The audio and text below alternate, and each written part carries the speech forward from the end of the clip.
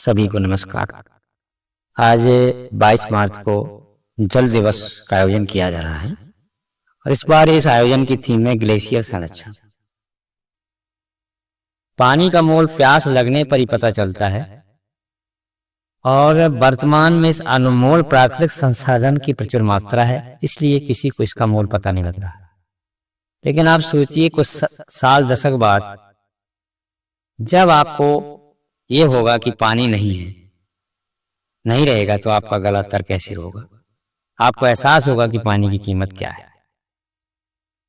उस आशंकित समय में भी आपकी प्यास बुझ सके, इसलिए पूरी दुनिया में पानी की बूंद बूंद बचाने और उसके किफायती इस्तेमाल को बढ़ावा देने के लिए कई मंचों के द्वारा गुहार लगाई जा रही है।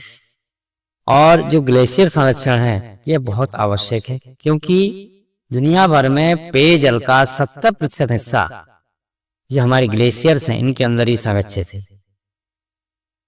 वैज्ञानिक तो साबित कर चुके हैं कि ग्लोबल वार्मिंग के कारण ये ग्लेशियर हैं तेजी से पिघल रहे हैं और इनको बचाने का संकट आया गया है। इसलिए इनको बचाने की अनिवार्यता हो गई है, क्योंकि यदि ग्लेशियर है तो जल है और जल है तो जीवन है और जीवन है तो हम। जो हमारे ग्लेशियर्स हैं भारत, नेपाल, भूटान, चीन और पाकिस्तान तक फैले हुए हैं और ग्लेशियर लगभग 33,000 वर्ग किलोमीटर में फैली हैं, जो ध्रुवीय क्षेत्रों के बाहर दुनिया के सभी पर्वतीय क्षेत्र में जमे हुए ताजे पानी के सबसे बड़े भंडार हैं। एशिया की जलमीनार विश्व का तीसरा ध्रुव भी इनको कहा जाता है और अधिकांश भारतीयों समेत दक्षिण एशिया के लगभग 160 करोड़ लोगों को जलापूर्ति करते हैं। भारतीय भूवैज्ञानिक सर्वेक्षण के अनुसार यहाँ 9,575 ग्लेशियर हैं, जिनमें 267 का क्षेत्रफल 10 वर्ग किलोमीटर से जाता है। एशिया की 10 प्रमुख नदियों को पानी देने वाले इन ग्लेशियरों से सिंधु, गंगा, ब्रह्मपुत्र जैसी नदी घाटियां विभाजित हुई।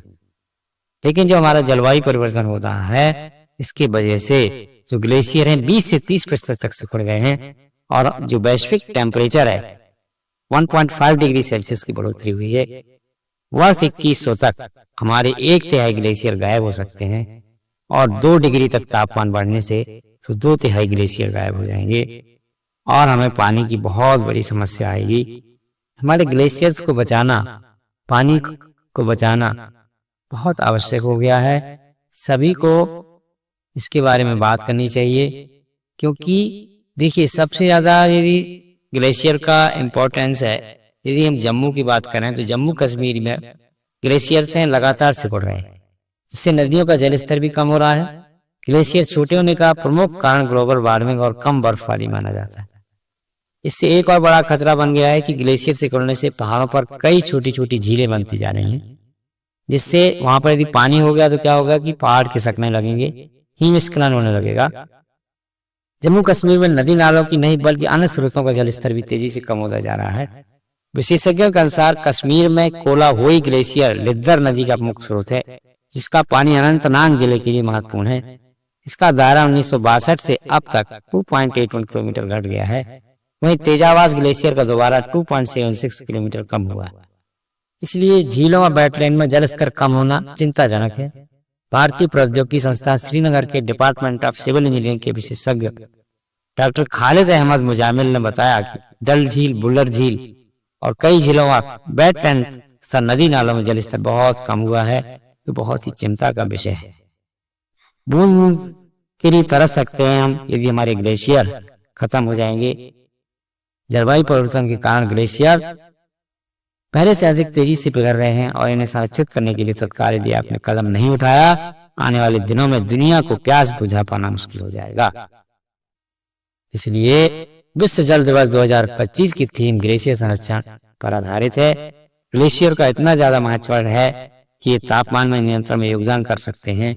हर साल जो बर्फ होती है ये ग्लेशियर्स के द्वारा प्राप्त होती है और यदि हम ग्लेशियर से हमारे खत्म होंगे तो पिछले 20 वर्षों में ग्लेशियर लगभग हर जगह सिकुड़ गए हैं और मानवीय गतिविधियों मुख्य रूप से जीवाश्म ईंधन के जलने के कारण टेम्परेचर में वृद्धि हुई है।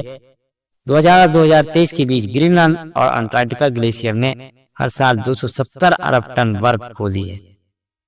और हमें देखिए सऊदी अरब में जो रेगिस्तान था वहां से सीख लेने की जरूरत है।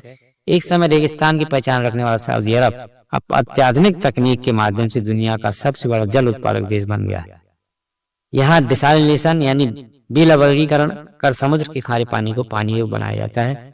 एआई संचालित संयंत्र उन छोटे छोटे पहलों जैसे कम फ्लैश वाले शौचालयों को बढ़ावा देना, पानी को रिसाइकिल करना, ये सारी चीजें पानी को बचाने के लिए, पानी को शुद्ध करने के लिए तकनीक अपनाई जाती हैं। इसलिए सभी पानी की बचत करें, और क्योंकि जल है तो जीवन है, और हमारा जो शरीर है पंच तत्व से मिलकर के बना है, जिसमें कि चराचर जगत की रचना हुई है, जिसमें जल प्रधान है। चित जल पावक गगन है समीरा, जल प्राणदायी असमता है। वनस्पतियों से सभी जीवों का अस्तित्व जल की सुनिश्चित आपूर्ति पर निर्भर है। पृथ्वी पर सर्वत्र जल की सहज उपलब्धता और प्रचुरता से इसके प्रति पूर्व की भांति समाधान न रहा। संपत्ति जल संकट दैनिक उपभोग के बहुमूल्य प्राप्त भार की अपेक्षा की पड़ने से है। इस तरीके से अशुद्ध पानी जो होता है विषाक्त और हानिकारक तत्वों को निराकृत करने में जल की अद्भुत सामर्थ्य सर्वविदित है। सब चीजों को जल घोल लेता है, गंदगी को घोल लेता है, सफाई करता है। धार्मिक अनुष्ठानों में देवताओं के आवाहन से पूर्ण अनुकूल वातावरण निर्मित करने की परिपाटी है। इस कार्य मंत्रोच्चारण के साथ हथेली में जल का छिड़काव सभी दिशाओं में किया जाता है और दिशाओं को पुनीत किया जाता है। इससे जो हमारी आसपास नेगेटिव शक्तियां हैं उनका प्रवाह समस्त हो जाता है। हस्त प्रक्षालन, जल स्नान और पूजा अर्चना से पूरा आचमन से मन चित्त शुद्ध होता है। मानव सभ्यता के विकास में जल की उपयोगिता निर्विवाद है। प्राचीन सभ्यता नदियों झरनों के निकट पल्वित विकसित हुई। नदियां राज्यों की सीमा और आवासीय परिसरों की स्थापना का आधार बनी। जल प्रवाह जीवंतता का पर्याय है। आनंद, शांति और तुष्टि उन्हीं के जीवन में आएगी जो जल संसाधनों और उनके वितरण में स्वार्थ त्याग कर परिहित देखेंगे और अपने शरीर को जल की भांति चलायमान करेंगे। जल संरक्षण करें, जल बचाएं। सभी को जल दिवस की हार्दिक